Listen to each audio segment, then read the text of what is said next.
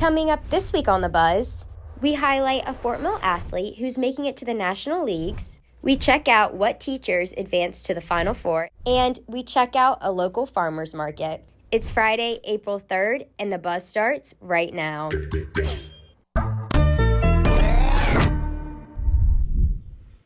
Hey Fort Mill, and welcome back to another episode of The Buzz. We are all so excited for spring break to finally start.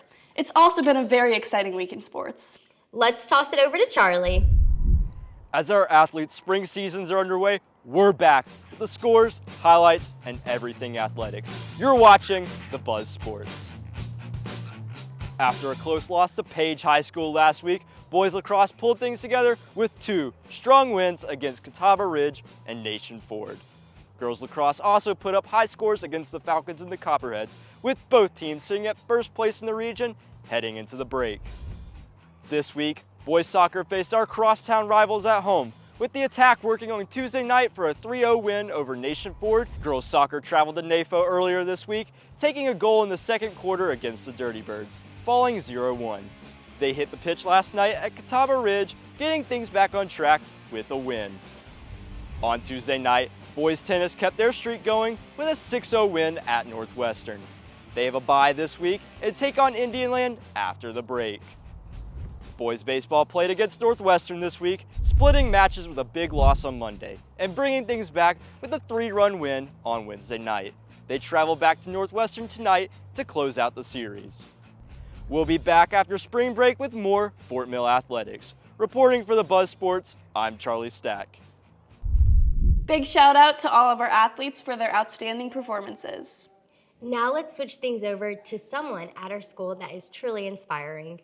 Noah is a student with cerebral palsy who plays basketball and never lets anything hold him back.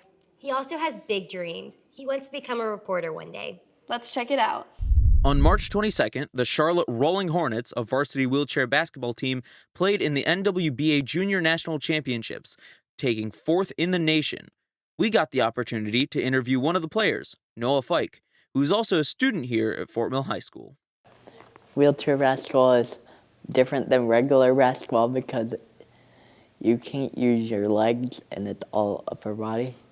It's really hard. It felt really amazing and it's an honor, and I got the Academic Achiever Award, which kids get for getting good grades, and only a few kids get it in the whole U.S., and I got it. Having cerebral palsy, the gameplay of wheelchair basketball can be intense. When asked, Noah said that the biggest motivator for him was the presence of his friends and family.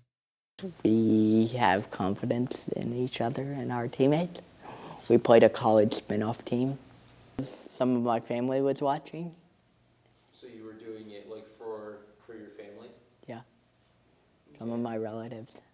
Pushing past the limits of cerebral palsy and doing something incredible like wheelchair basketball takes a lot of skill and determination, and we are very lucky to have someone like Noah Fike here at our school. I'm Alex, reporting for The Buzz. You can do this, and I believe in you. Honestly, future Buzz anchor right there. For real, we are all rooting for you, Noah. Now let's check something out that you can go visit over spring break. A local farmers market is bringing fresh food and good vibes. Here at Charlotte Regional Farmers Market, things run a little bit differently. Unlike supermarkets that ship food miles across country, these products are grown right here in our own backyards. Let's go take a look. Meet one of our local farmers, where her and her family are raising poultry the right way. Fresh, local, and full of quality you can taste at every meal. We're a small farm in Hickory, North Carolina. Our farm's name's Temple Hill Farms. We started about 3 years ago. My dad's always been a cattle farmer. It's a really big farmer's market, and we've developed like tons of relationships with our customers like throughout the Charlotte area who come here just for us, you know? Some customers have been coming here for generations, but the environment and produce has stayed the same. So I've been coming here since I was like 12. I come for like meat, grass-fed beef, mainly vegetables and flowers. I think the overall atmosphere, just being outside, with doors open and just the free walking of people, it's just a totally different environment. And then, of course, with the farmers market, it's more of hands-on with the people that are growing and touching your food. It's more of a personal connection, whereas if you're at a store, you don't see any of the background behind the food. Breaking bread is just one of the main ways that people connect, and then being able to connect with people who want to do it as either a passion, a hobby, or a business. It allows us as people to meet with those people. We talked to another vendor about how nature and community impacts his business.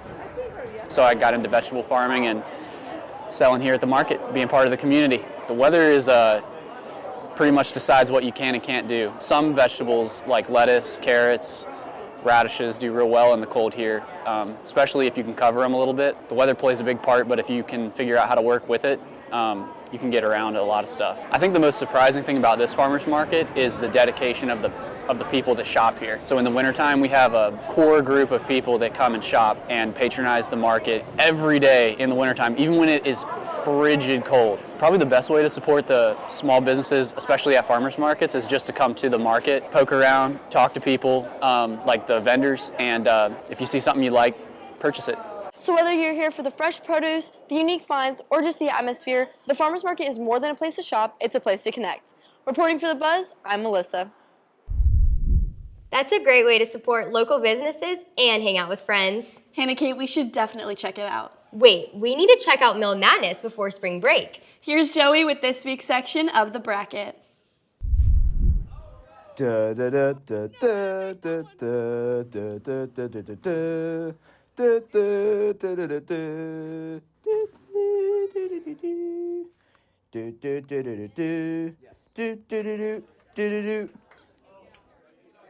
For the second round of Mill Madness, our competitors faced off in horse, or buzz, to move on to the Final Four. And let's just say, Klippa and O'Mara had some fun with their match.